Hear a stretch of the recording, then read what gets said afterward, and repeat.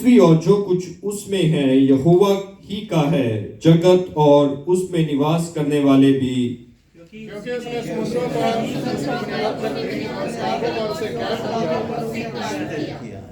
यहोवा के पर्वत कौन चढ़ सकता है और उसके पवित्र स्थान में कौन खड़ा हो सकता है?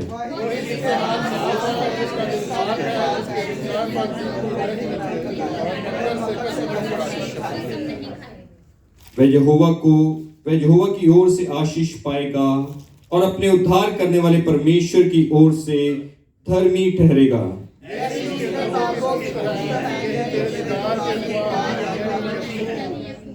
हे फाट को अपने सिर ऊंचे करो, हे सनातन के द्वारों ऊंचे हो जाओ, क्योंकि प्रतापी राजा प्रवेश करेगा।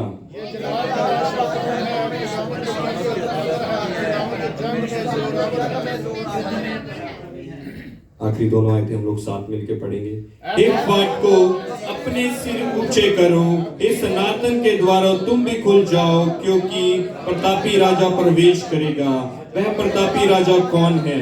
सेनाओं का यहोवा, वही प्रतापी राजा है। हालेलुया। आइए हम अपनी आंखों को बंद करेंगे और दुआ में जाएंगे 2 मिनट के लिए। Hallelujah, hallelujah. धन्यवाद करते सुंदर समय के लिए, आपकी हजूरी के लिए पिता परमेश्वर, आपके कलाम के लिए पिता परमेश्वर, हम आपका धन्यवाद करते पिता परमेश्वर। और पिता परमेश्वर जो कलाम पिता परमेश्वर जबूर के वसीले से तेरे लोगों में बोया जाए पिता परमेश्वर, हालेलुया, वो पिता परमेश्वर फल लेके आने वाला हो सके पिता परमेश्वर। वो हमारी जिंदगी को छुए, साफ करे पिता परमेश्वर, और हमें आत्मिक तरक्की में बढ़ाए पिता परमेश्वर। मांगते यीशु मसीह के जिंदा जलाली नाम से, आमीन। आप सब बैठ सकते हैं।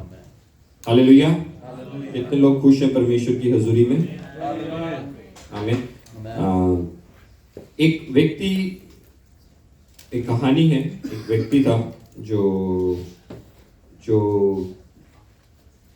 बहुत बड़ा एक बिजनेसमैन था, बहुत गाड़ी नौकर चाकर थे उसके, लेकिन उसका जो एक नौकर था वो क्या करता था, वो थोड़ा स्लो था, उसका माइंड ना, मतलब दिमाग से थोड़ा कम था, और मालिक अक्सर उससे बातचीत करता था और खुश होता था उसके जवाबों को सुन के, क्योंकि जो उसके जवाब होते थे वो क्या फनी हो जाते थे जब उसको जवाब मिलते थे ना। मालिक जब भी उसको दिल बहलाना होता था तो क्या हुआ, मालिक ने एक बारी उसको बुलाया नौकर को, तो उसने उसको एक छड़ी दी। उसने कहा जब तुम्हें कोई तुमसे भी ज़्यादा बेवकूफ़ आदमी मिलेगा ना, तुमसे भी अधिक मूर्ख, तुमसे भी अधिक बेवकूफ़, ये उसको दे देना।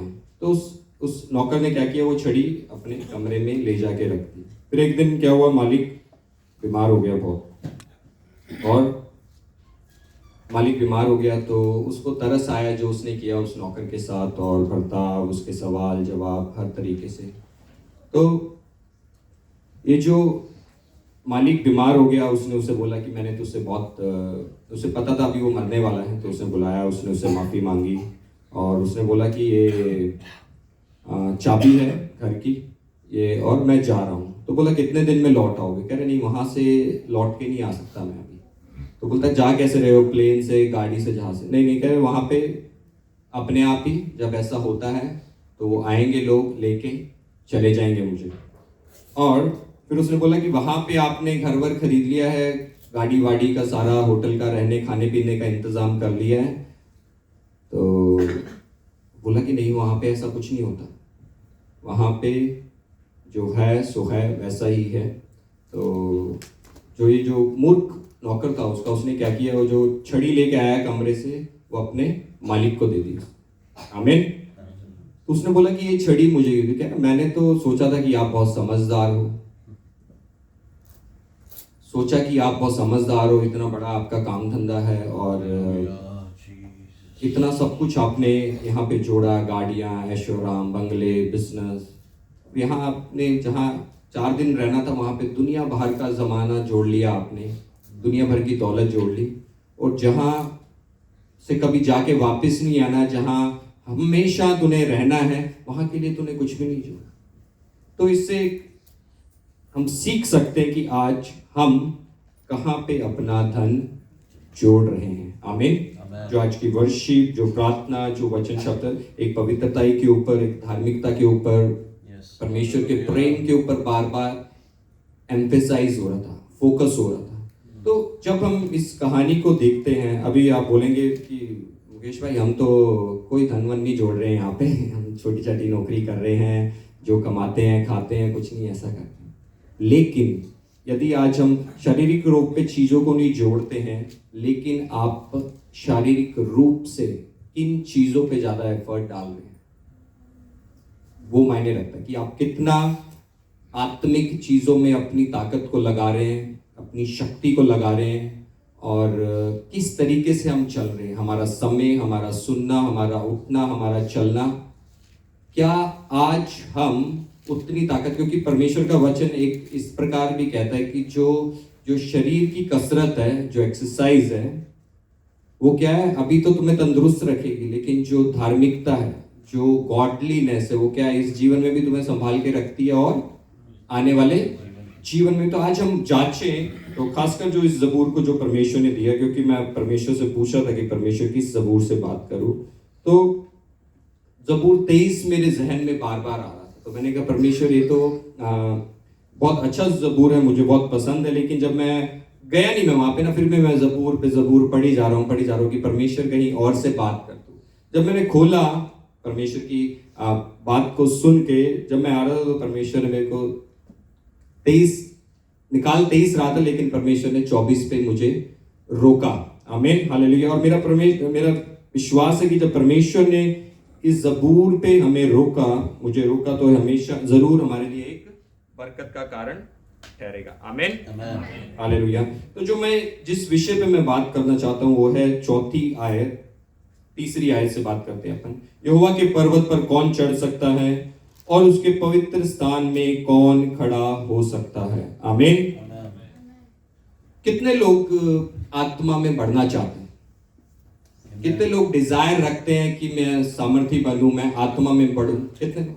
सब लोग चाहते हैं,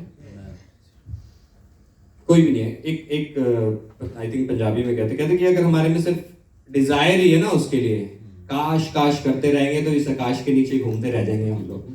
काश काश करते रहेंगे तो इस आकाश के लिए, यदि जो आपकी डिजायर है परमेश्वर में बढ़ने की आपको डिस्कंफर्ट नहीं करती है, तब तक आप कुछ नहीं कर सकते अपनी। कुछ नहीं होगा ऐसा कि एक मीटिंग ऐसी स्पेशल हो जाएगी कि आसमान खुलेगा, आग आपके ऊपर उतरेगी, सामर्थ आपके आप उतरेगी और अगले दिन से आपकी जिंदगी बदल जाएगी। ऐसा नहीं होगा, ऐसा नहीं होगा। यदि आप किसी ख्यालों में है कि एक मीटिंग ऐसी होगी और कुछ बड़ा हो जाएगा, स्वर्ग खुलेगा, दूत आ जाएंगे, कुछ हो सकता, ऐसा वैसा कुछ नहीं होगा। लोग कहते हैं कि वही बोल रहा था मैं इससे पहले कि काश काश एक मीटिंग हो, फिर आकाश के नीचे ऐसे ही रह जाएंगे, ऐसे ही आए ऐसे ही चले जाएंगे।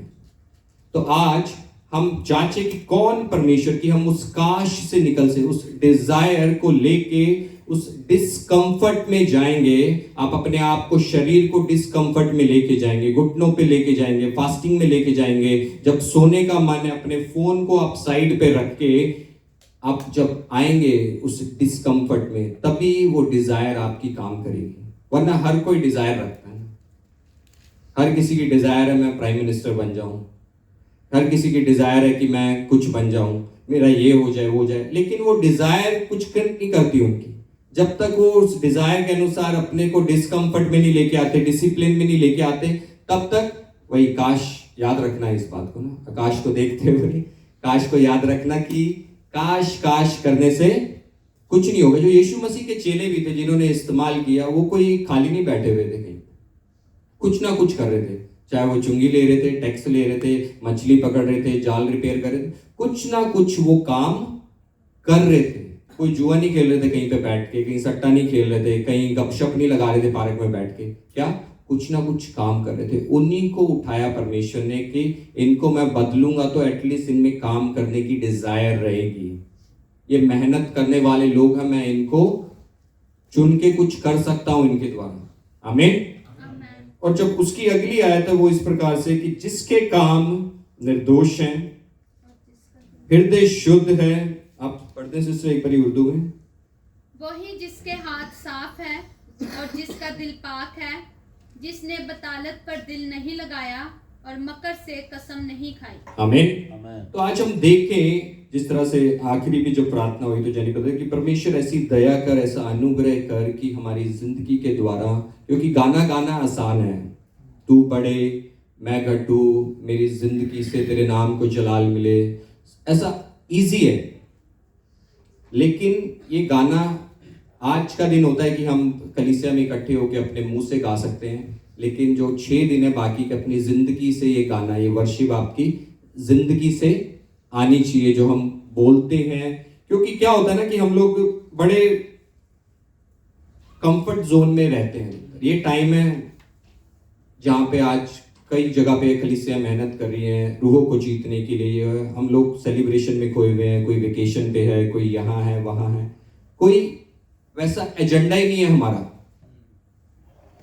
यदि हम लोग जब भी अक्सर बात करते हैं तो हम लोग एक टॉपिक बीच में आ जाता है कि 25 में क्या किया हमने, 25 में क्या किया हमने और 26 के लिए क्या टारगेट है हमारा।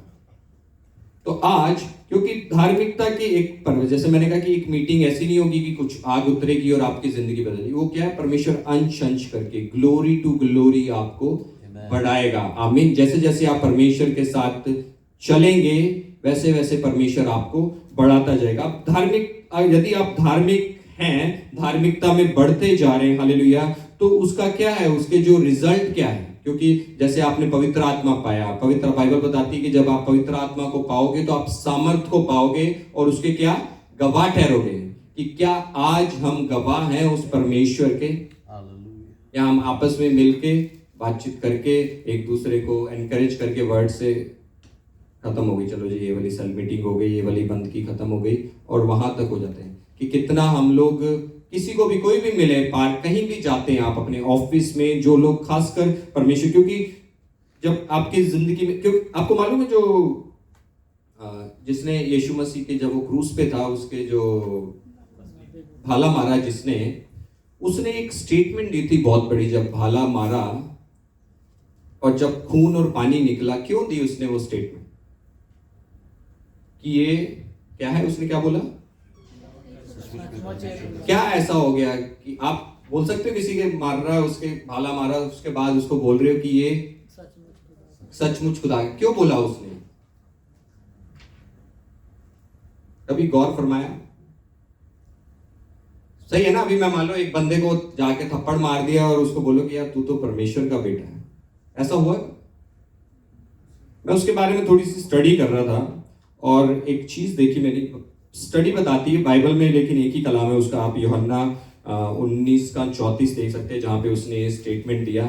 लेकिन मैं इसके बारे में गौर कर रहा था कि जब ये जो सैनिक था इसको दिखता कम था, ये जो सैनिक था इसको दिखता कम था, तो जब इसने भाला मारा तो बताता है इतिहास कि, मैं नहीं जानता कितनी सच्चाई है, लेकिन मेरा विश्वास है कि कोई भाला मारने के बाद उसको भाला मारने से उसमें वो नहीं आए, तो बोलते कि वो अंधा था एक तरह से, बिल्कुल उसकी जो साइट थी कम थी, वो सैनिक था। और जब यीशु का लहू उसकी आंखों में पड़ा तो उसकी क्या आंखें चंगी हो गई। क्योंकि उस यीशु मसीह जब बचा सकता है क्रूस पर रह के एक सैनिक को, उसके पापों को क्षमा करके, तो तब भी उसमें वही सामर्थ्य थी और तब भी उसकी वही डिजायर थी कि लोगों को चंगाई मिले। क्योंकि जो चंगाई है वो यीशु खुदावंत का क्या है, नेचर है, ऑटोमेटिकली फ्लो करती है उसकी जिंदगी से, उसके लहू से चंगाई। तो बताते हैं कि उसमें जब उसके भाला मारा गया तो वो क्या, लहू उसकी आंखों पे पड़ा, वो चंगा हो गया। और वो तब तक गवाही देता रहा कि ये, तभी उसने बोला ना जब उसने सामर्थ को देखा उसके लहू की, कि ये वाकई परमेश्वर का पुत्र है। आमीन, हालेलुया। तो ऐसे ही जब उसने सामर्थ को देखा, और वो बताती है स्टडी कि वो मारा भी इसी वजह से गया। रोमन सरकार ने उसको इसलिए मार दिया कि वो अपनी गवाही देता था, जाके उसको बोला कि तुझे यीशु का नाम नहीं लेना है, और उसको इसी कारण वो मारा भी गया। जिसने खुदावंत को आखिरी भाला मारा वही खुदावंत के लिए मर भी गया जब उसने उसकी सामर्थ को देखा। तो आज यदि हम देखें अपनी जिंदगी में, तो जो धर्मी लोग हैं, जो यहाँ पे लिखा हुआ है, जिसके काम निर्दोष, हृदय शुद्ध और अपने मन में व्यर्थ की बातों की ओर नहीं लगाता। यदि हम अय्यूब की किताब पढ़ें 17:9, तो उसमें लिखा हुआ है जो धर्मी लोग हैं वो क्या, सामर्थ पे सामर्थ पाते जाते हैं। आमीन। तो भी जो धर्मी लोग हैं वो सामर्थ पाते जाते हैं। हालेलुया। तो यदि आज हम सामर्थ में नहीं बढ़ रहे हैं, अपने अभिषेक में नहीं बढ़ रहे हैं, तो आज हमें चेक करने की जरूरत है कि कहां पे हम खरे नहीं हैं अपनी धार्मिकता में। क्योंकि यदि आप परमेश्वर के साथ निर्दोष चल रहे हैं, आपका मन अच्छा है, आपकी बातें अच्छी हैं, आपकी जिंदगी परमेश्वर को सुहावनी है, तो वो एक बाय प्रोडक्ट है। हालेलुया। आपको मांगने की जरूरत नहीं पड़ेगी कि परमेश्वर मेरे अभिषेक को बढ़ा। आप चलो, अभिषेक आपको मिलेगा बाय डिफॉल्ट। उसमें लिखा हुआ है कि तो भी धर्मी लोग अपना मार्ग पकड़े रहेंगे और शुद्ध काम करने वाले सामर्थ पे सामर्थ पाते रहेंगे। यदि आप अपने मार्ग को पकड़ के चलते रहेंगे, मार्ग का मतलब मार्ग, सच्चाई, मैं हूं, क्या हुआ? अगर यीशु मसीह को आप पकड़ के चलते रहेंगे तो क्या आप सामर्थ में ऑटोमेटिकली बढ़ते रहेंगे। इसके साथ ही हम लोग निकालें यशाया 33 का 15 और उसके बाद हम लोग खत्म करेंगे। हालेलुया।